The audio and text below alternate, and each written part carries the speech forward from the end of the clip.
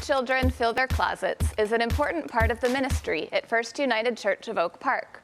The faith and hard work of Kids Kloset's volunteers connect families in need with warm clothing and the joy of shopping.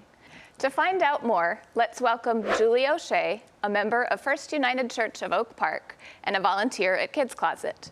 We also welcome Julie's daughter, Katie, who is also a volunteer as well as a junior at Oak Park River Forest High School. I'm glad you guys are both here today. Thank you. Julie, tell us how the Kids Kloset started. So the Kids Kloset started, I would say 6 or 7 years ago. We had an adult closet at our church, and we realized that a clothing closet, that so many children were coming along with the adults, and the children needed clothing too. And so we had moved the adult closet across the street to another church, and we decided that we needed to take on, with a few other churches in the area, creating a kids closet for those who needed So the clothing. kids can have warm things Yes. too. Katie, how did you get involved with the Kids Kloset? I was working at the toy store that went along with the Kids Kloset. Okay. And then last year I needed service hours for a school class. Okay. And I never stopped going after they were done. So you must enjoy it. Yeah. Okay. And tell us a little bit about how it works. So families come in and they get a sheet, and it'll like say what size they need, how many kids, and and what clothes they want to bring, and you sit them down because there's like benches, and we bring them out the clothes. Okay. And they can go through the piles and pick out what they decide what they'd like. And where are you gathering your clothes from? So the Kids Kloset takes contributions from anyone who wants to give them. Okay. But most recently, in the last 3 years, the Girl Scouts in the local Oak Park River Forest and Forest Park area have been doing clothing drives. A lot of the junior highs and grade schools have been doing clothing drives. So mostly through the Oak Park River Forest and Forest Park community. Since the connection with the Girl Scouts, the volume of clothing has been so much more, that we have so much more to offer the clients that are coming in. That's great to hear. And it sounds like you've been really involved in the project. Why is this something that's meaningful to you?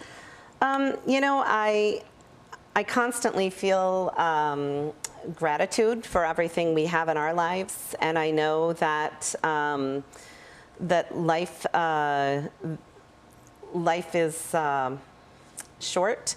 You never know what your next step, what our next turn is going to be. And so to be able to help out because we can help out just feels really good. Feels like the right thing to do. Okay. And Katie, do you have any fun memories or stories from your time?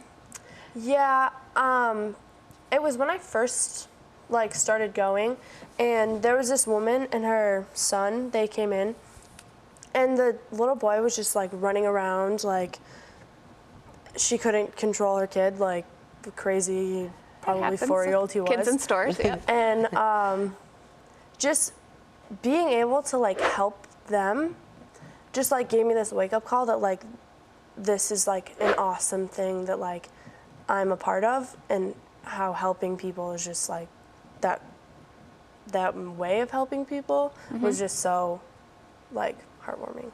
Well, good. I'm glad to hear that. And I'm hearing about the toy store and the clothes closets. Yeah. Why are these things important to your church community? Well, giving, the messages in the Bible are about taking care of the poor, taking care of the needy. So it's just a very hands-on, very active way to be taking care of people from within our own community.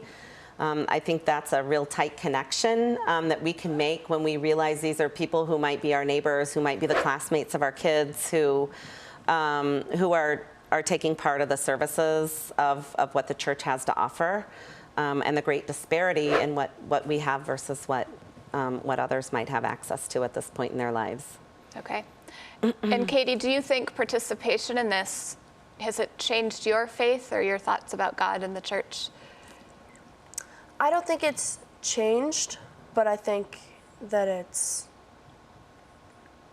a deeper understanding of it, because I've always known about everything that our church has done, and kind of been involved here and there making dinner for like this thing or like, but just being constantly involved in it and going as often as I could just made it funner because I knew what I was doing, and also I was more confident about like helping them, and I felt like that made it easier for me to help people.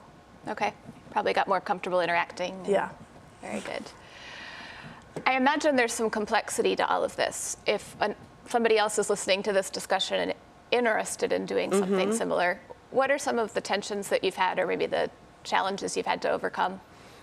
I think the main one is about 3 or 4 years ago, we decided that we would be serving people better by helping to empower them by charging for the clothes.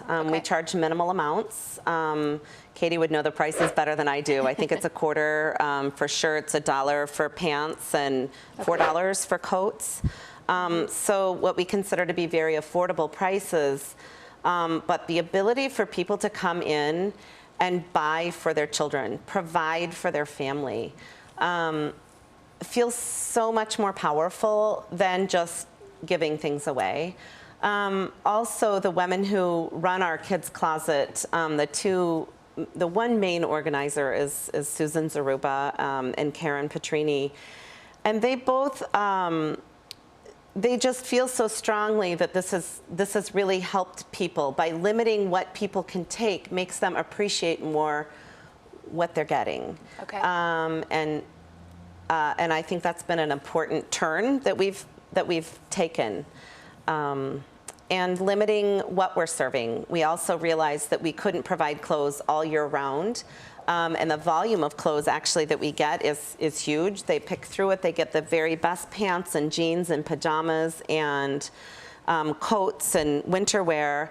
And then the small amount of money that the closet does make, we turn around and buy underwear and socks and pajamas and things that people don't donate or people don't want to use donated. And it's how much people value having those things, and the good high quality things that we have to provide has really made it a great ministry, I think. And practically speaking, what do you need? You've got a room, you have a church. What do you need to make this function?